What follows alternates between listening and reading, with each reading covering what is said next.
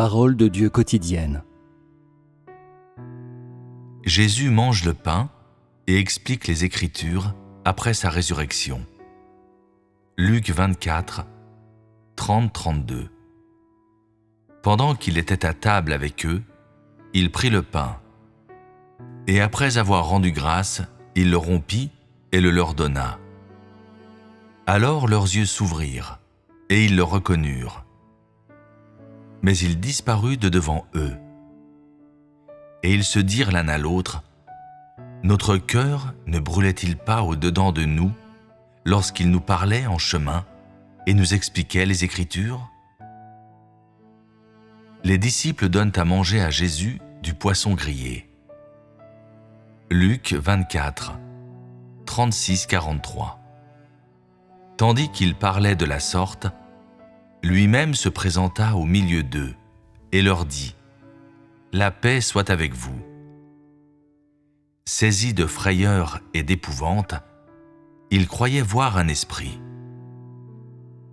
Mais il leur dit « Pourquoi êtes-vous troublés ? Et pourquoi pareille pensée s'élève-t-elle dans vos cœurs ? Voyez mes mains et mes pieds, c'est bien moi. Touchez-moi et voyez.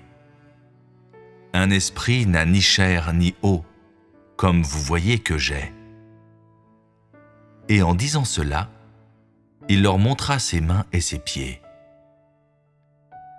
Comme dans leur joie, ils ne croyaient point encore, et qu'ils étaient dans l'étonnement, il leur dit « Avez-vous ici quelque chose à manger ?»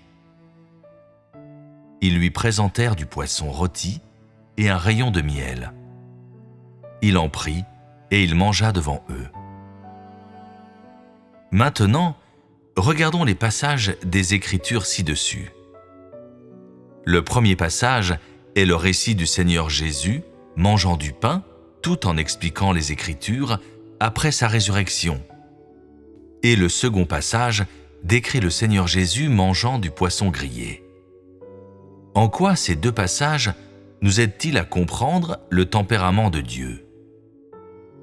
Peux-tu imaginer le genre de scène décrivant le Seigneur Jésus mangeant du pain puis du poisson grillé? Peux-tu imaginer comment tu te sentirais si le Seigneur Jésus était devant toi en train de manger du pain? Ou bien s'il mangeait à la même table que toi, mangeant du pain et du poisson grillé avec les gens? Quel genre de sentiment sentirais-tu à cet instant? Si tu sens que tu serais très proche du Seigneur, qu'il est très intime avec toi, donc ce sentiment est juste. C'est exactement le résultat que le Seigneur Jésus voulait obtenir en mangeant ainsi du pain et du poisson devant la foule après sa résurrection. Si le Seigneur Jésus avait seulement parlé avec les gens après sa résurrection, si ceux-ci n'avaient pas pu toucher sa peau et ses os, mais avaient senti qu'il était un esprit inaccessible, comment se sentirait-il ? Ne serait-il pas déçu ? Si les gens s'étaient sentis déçus, n'auraient-ils pas éprouvé un sentiment d'abandon? N'auraient-ils pas ressenti une distance avec le Seigneur Jésus-Christ? Quel genre d'impact négatif cette distance aurait-elle créé dans la relation des gens avec Dieu? Les gens ressentiraient certainement de la peur et n'oseraient pas s'approcher de lui, et donc ils le maintiendraient à une distance respectueuse. À partir de là, ils couperaient leur relation intime avec le Seigneur Jésus-Christ et retourneraient à une relation entre les hommes et Dieu au ciel, comme cela était le cas avant l'ère de la grâce. Le corps spirituel que les gens ne pouvaient pas toucher ni sentir aurait conduit à la suppression de leur intimité avec Dieu et ferait aussi que ce rapport intime qui s'établit durant l'incarnation du Seigneur Jésus-Christ et où il n'y avait pas de distance entre lui et les hommes cesse d'exister. Les sentiments des gens à l'égard du corps spirituel ne sont que la peur, l'évitement et un regard silencieux. Ils n'osent pas s'approcher ou entamer un dialogue avec lui, encore moins le suivre, se confier à lui ou espérer en lui. Dieu était réticent à avoir ce genre de sentiment que les hommes avaient pour lui.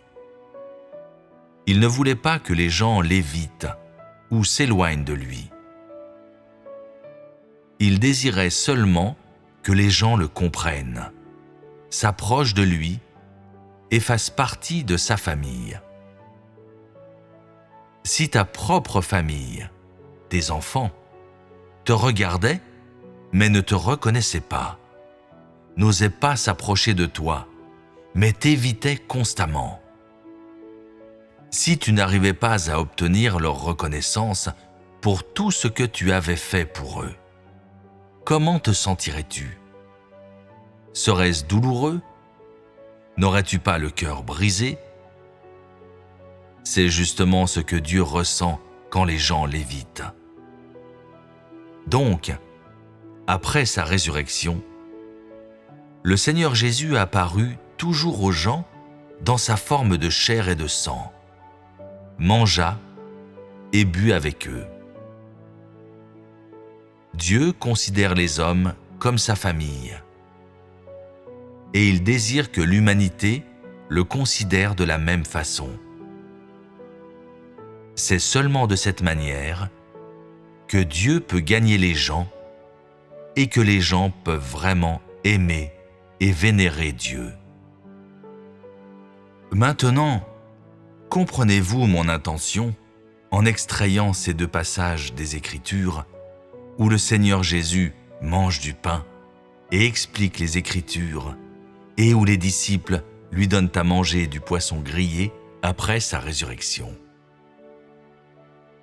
On peut dire que la suite de choses que le Seigneur Jésus a dites et faites après sa résurrection était attentionnée et faite avec des intentions bienveillantes. Elles étaient empreintes de toute la bonté et de toute l'affection que Dieu porte aux hommes, de toute l'appréciation et des soins attentifs qu'il a pour la relation intime qu'il a établie avec l'humanité pendant sa vie dans la chair. Plus que cela, elles étaient remplies de la nostalgie et de l'espoir qu'il avait pour sa vie quand il mangeait et vivait avec ceux qui le suivaient durant sa vie dans la chair. Donc, Dieu ne voulait pas que les gens ressentent une distance entre Dieu et l'homme, ni que les hommes s'éloignent de lui.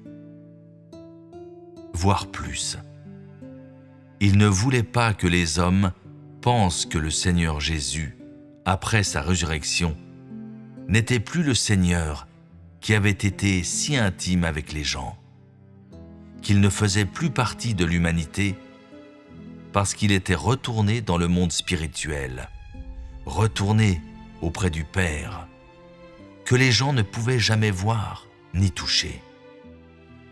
Il ne voulait pas que les gens ressentent une différence de rang entre lui et eux. Lorsque Dieu voit des personnes qui veulent le suivre, mais le maintiennent à une distance respectueuse, son cœur souffre, car cela signifie que leur cœur est très éloigné de lui. Cela signifie qu'il lui sera très difficile de gagner leur cœur. Donc, s'il était apparu aux gens dans un corps spirituel qu'ils ne pouvaient ni voir ni toucher, une fois de plus, cela aurait éloigné l'homme de Dieu. Cela aurait conduit à tort les hommes à voir Christ après sa résurrection comme étant devenu hautain, d'un autre genre que les humains, et comme quelqu'un qui ne pouvait plus partager une table et manger avec les hommes. Car les humains sont pécheurs, répugnants, et ne peuvent jamais s'approcher de Dieu. Afin de supprimer ces malentendus chez les hommes, le Seigneur Jésus accomplit un certain nombre de choses qu'il faisait fréquemment dans la chair. Comme le dit la Bible, il prit le pain, et après avoir rendu grâce, il le rompit et le leur donna. Il leur expliqua aussi les Écritures, comme il l'avait fait habituellement. Tout cela que le Seigneur Jésus accomplit fit que chaque personne qui le vit sentit qu'il n'avait pas changé, qu'il était toujours le même Seigneur Jésus. Même s'il avait été cloué sur la croix et qu'il avait expérimenté la mort, il était ressuscité et n'avait pas abandonné l'humanité. Il était revenu pour être parmi les hommes, et rien le concernant n'avait changé. Le Fils de l'homme, debout devant les gens, était encore le même Seigneur Jésus. Son attitude et sa conversation avec les gens semblaient si familières. Il était si empreint de bienveillance, de grâce et de tolérance. Il était toujours ce Seigneur Jésus qui aimait les autres comme il s'aimait lui-même, qui pouvait pardonner aux hommes 70 fois 7 fois. Comme toujours, il mangeait avec les gens, discutait des Écritures avec eux, et même, plus important, de la même façon qu'avant.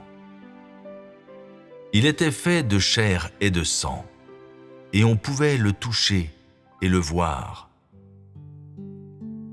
De la sorte, le Fils de l'homme permettait aux gens de sentir cette intimité, d'être à l'aise et d'éprouver la joie de récupérer quelque chose qui avait été perdu.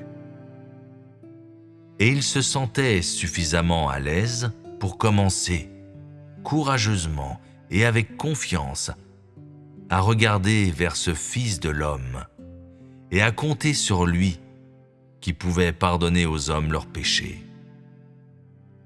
Ils commencèrent aussi à prier le nom du Seigneur Jésus sans hésitation, à prier pour obtenir sa grâce, sa bénédiction, pour trouver la paix et la joie grâce à lui, pour gagner son attention et sa protection. Et ils commencèrent à faire des guérisons et chasser les démons en son nom.